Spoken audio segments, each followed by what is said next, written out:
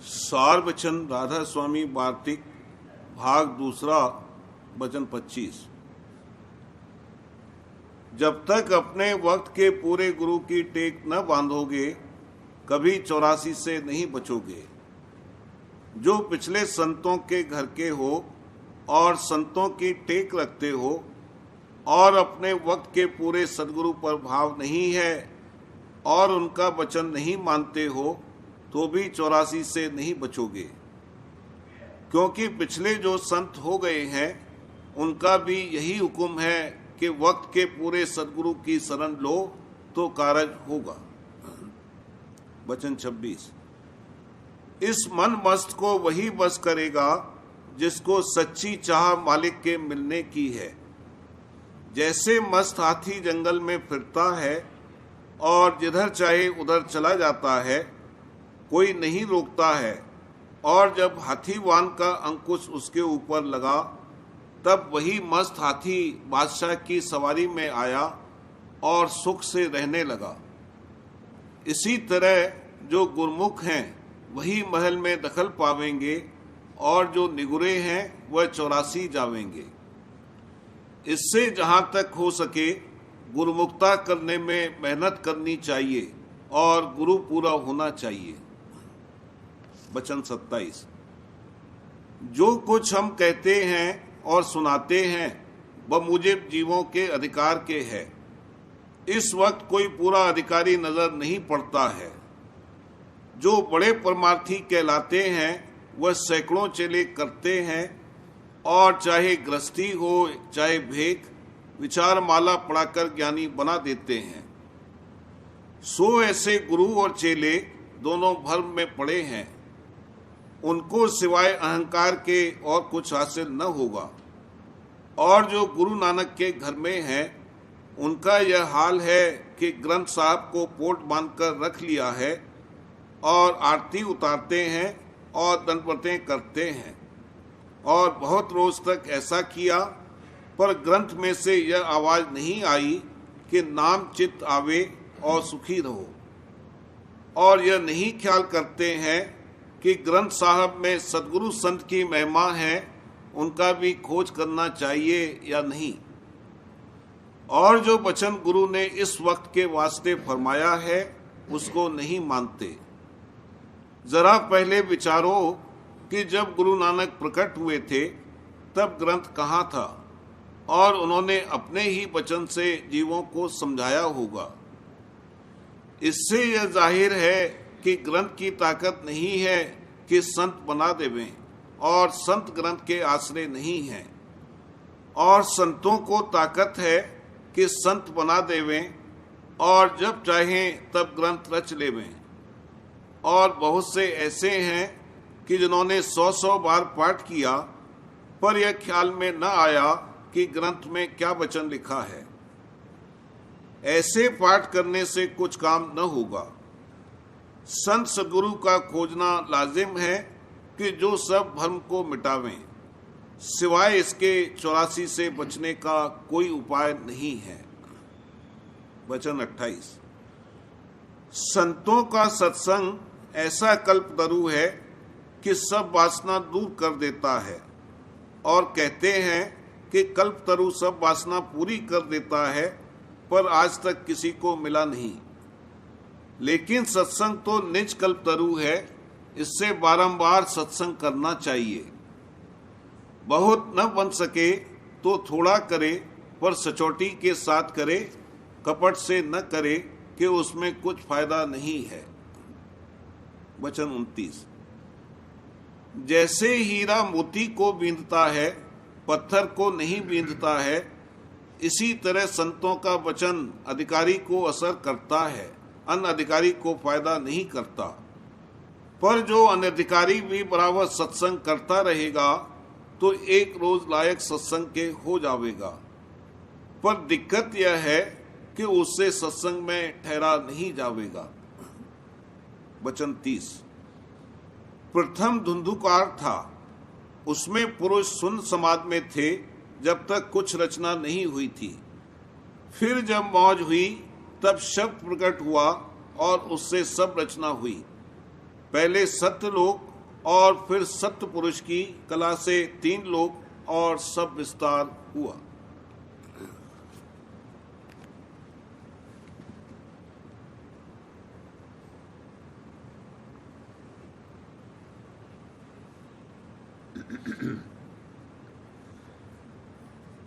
प्रेम पत्र राधा स्वामी, पहला भाग, वचन 9। उपदेश शब्द के अभ्यास का। इस दुनिया में सब जीवों के मन में चाह सुख की मालूम होती है और हर रोज उसके वास्ते मेहनत और मशक्कत करते हैं, और जो कुछ सुख यहाँ के हासिल होते हैं वो पूरे पूरे नहीं मिलते, और जो मिले तो वो सब नाशमान हैं और उनमें आनंद थोड़ी देर का है।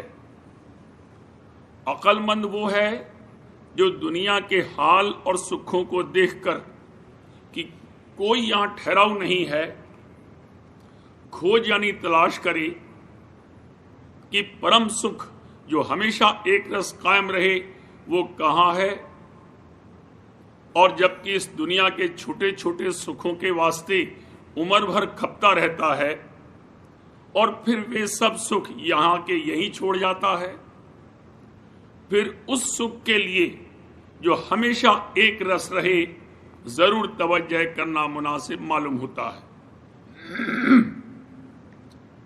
दुनिया के सुखों के प्राप्ति की ख्वाहिश में बारंबार जन्मना और मरना पड़ता है, इसलिए हर एक को चाहिए कि इनमें प्रीत कम करे और ऐसे मुकाम के हासिल करने के वास्ते कोशिश करे कि जहां हमेशा पूरा आनंद प्राप्त होवे। विचारवान आदमी इस दुनिया की नाशमान हालत को देखकर जरूर दिल में ख्याल करता है कि कोई ऐसा भी स्थान है जो अमर होवे और जो सर्व सुख का भंडार हो, और जिसकी प्राप्ति के लिए एक बार मेहनत करनी पड़े और फिर हमेशा का आनंद प्राप्त होवे और बार बार मेहनत न करनी पड़े। जैसे यहां हर जन्म में नए सिरे से मेहनत करके दुनिया के सुख मिलते हैं और फिर वो मरने के वक्त एकदम सब छोड़ने पड़ते हैं। संत कहते हैं कि ये परम सुख का भंडार तुम्हारे घट में मौजूद है। आदि में सूरत राधा स्वामी के चरणों से उतर के ब्रह्मांड में होती हुई और वहां से मन को संग लेती हुई दोनों आंखों के मध्य में आकर ठहरी और वहीं इसकी असल बैठक है।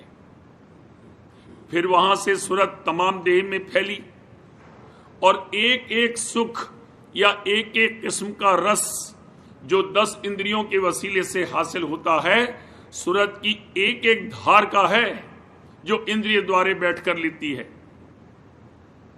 अगर सूरत की धार उस इंद्रिय पर न हो तो वो इंद्रिय कुछ काम नहीं दे सकती है, और वो सूरत कतरा या बूंद है सत्य पुरुष राधा स्वामी सिंध की।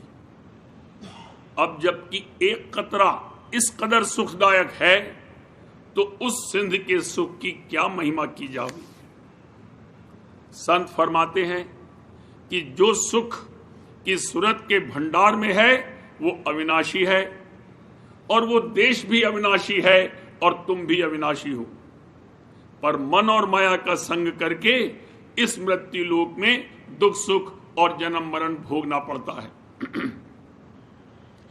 जबकि दुनिया के नाशमान और तुच्छ सुखों के लिए रात दिन उम्र भर मेहनत करते हो, तब उस सुख के लिए जो सर्व सुखों का भंडार है किस कदर मेहनत करनी चाहिए। जिस कदर मुमकिन हो कम से कम 2 घंटे सुबह और शाम या 4 घंटे सुबह और शाम तवज्जो के साथ इस काम के वास्ते अभ्यास करना मुनासिब है जो शौक हुए, क्योंकि हर एक गृहस्थी 4 घंटे अभ्यास 2-3 दफे करके हर रोज कर सकता है। बहुत से आदमी 6, 7 या 8 घंटे रोज नौकरी करते हैं और कोई 10 घंटे और 12 घंटे रोज मेहनत करते हैं। फिर जो कोई चाहे वो कम से कम 2 घंटे और भी 4 घंटे बल्कि 6 घंटे परमार्थ के काम के वास्ते निकाल सकता है। ये भी जाहिर है कि सुरत यानी जीव का रास्ता आने जाने का घट में होकर है। पैदा होने के वक्त मस्तक से सुरत की धार पिंड में उतरती है और मरते वक्त उसी तरफ को खींचती हुई नजर आती है। तो जिस धार पर सुरत उतरी है उसी धार को पकड़कर चलना चाहिए, क्योंकि जब मरते वक्त चढ़ाव सुरत का मालूम होता है उस वक्त किस कदर तकलीफ होती है। इससे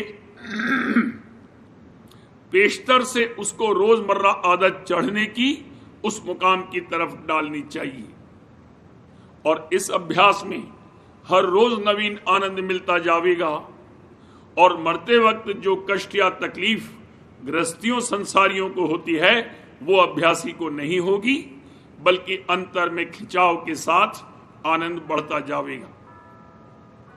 दुनिया का सब सामान और बाहरमुखी काम सुरत के बहकाने वाले और भरमाने वाले हैं। ये सुरत के निज घर में पहुंचने का रास्ता नहीं है। जो कुछ यहां का सामान है उसमें से कोई चीज संग नहीं जाती। इस वास्ते उनमें वाजिबी और जरूरत के मुआफिक दिल लगाना चाहिए।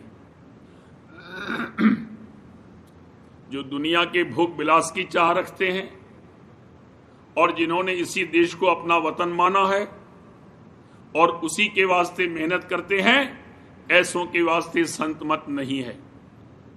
वो कर्मकांड में यानी जो परमार्थी चाल की उनके बुजुर्गों से चली आई है उसी में लगे रहें, उसी में थोड़ा बहुत फायदा उनको हासिल होगा, यानी कुछ शुभ कर्म उनसे बन जाएगा और उसका फल थोड़ा सुख मिल जाएगा।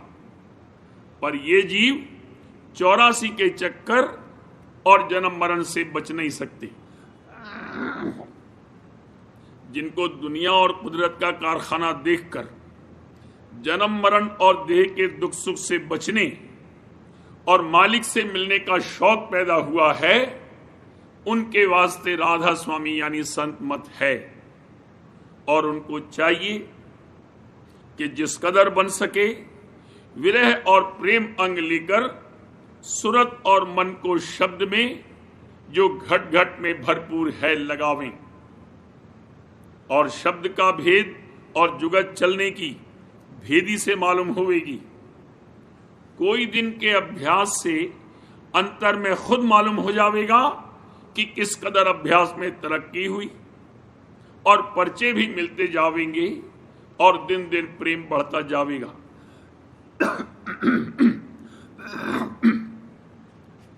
जो कोई ऐसा मान रहे हैं कि मालिक सब जगह मौजूद है फिर आना जाना कहां है, ये बात दुरुस्त नहीं है। क्योंकि खुद जीव यानी सुरत इस कदर पर्दों या गिलाफों में पोशीदा है कि जब तक वो न फोड़े जावें तब तक अपना रूप नजर नहीं आवेगा और फिर वहां से सच्चे मालिक यानी भंडार का दर्शन और भी दूर है और कितने ही पर्दों में गुप्त है। इसी तरह ये भी पर्दे फोड़कर धुर मुकाम तक पहुंचना हो सकता है। इन लोगों की जब नजर पड़ेगी तो बाहर के पर्दे या गिलाफ पर, जिसको स्थूल शरीर कहते हैं, और ये हरदम बदलने वाला और नाशमान है, फिर उनको सत्य पद का दर्शन कैसे मिल सकता है। वेदांत शास्त्र कहता है कि अन्नमयी कोश, प्राणमयी कोश, मनोमयी कोश और ज्ञानमयी कोश के परे जो आनंदमयी कोश है वहां जीव यानी आत्मा का वासा है। इन पर्दों को फोड़कर जीव यानी सुरत का दर्शन हो सकता है और जब इन पर्दों को फोड़ने का अभ्यास कुछ भी नहीं किया जाता तो इन बातों का कहना और सुनना बेफायदा है, क्योंकि खाली बातों से मुक्ति या सच्चा उद्धार हासिल नहीं हो सकता। देखो किसी दरख्त के बीज को कि उसकी रूह कितने पर्दों यानी तह या छिलकों में और फिर उसके मगज के अंदर किसी जगह में पोशीदा है, जहां के वक्त उगने के कुल्ला फूटकर धार रूप होकर निकलता है। इसी तरह सब शरीरों में रूह यानी जीव या सूरत कितने ही पर्दों में पोशीदा है, और उसका दर्शन सब पर्दे हटाकर अंतर के चैतन्य यानी रूह की दृष्टि से हो सकता है। बाहर की रचना में ये एक एक पर्दा एक एक मंडल के साथ मुआफकत रखता है। सो जब तक भेद इन पर्दों का दरियाफ्त करके और उनके पार जाने की युक्ति का अभ्यास नहीं किया जाएगा, तब तक रास्ता तय न होगा और न जब तक सच्चे मालिक का दर्शन मिल सकता है। राधा स्वामी मत में भेद इन पर्दों का और जुगत उनके तय करने की साफ साफ बताई जाती है, और उसका अभ्यास करने से आहिस्ते आहिस्ते सूरत यानी रूह देह के मुकाम से ब्रह्मांड की तरफ सरकती जाएगी, और जिस कदर उस तरफ को चलती जाएगी उसी कदर उसको अंतर में आनंद और रस मिलता जाएगा, और देह और संसार के दुख सुख और भोगों की चाह का असर कम होता जाएगा। सोते वक्त रूह यानी सूरत की धार आंख और सब इंद्रियों के मुकाम से किसी कदर अंतर की तरफ हट जाती है, फिर चिंता और दुख सुख देह और संसार का बिल्कुल नहीं व्यापता है।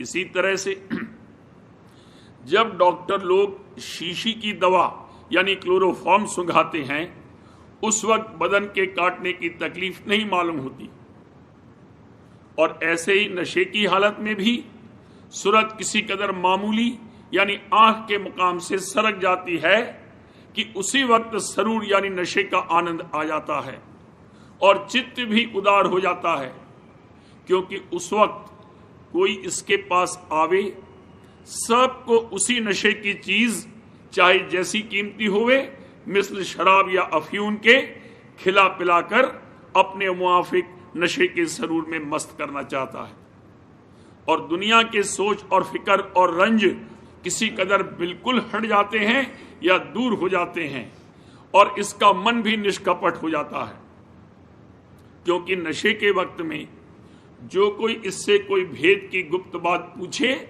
तो बेतकल्लुफ फौरन जाहिर कर देता है।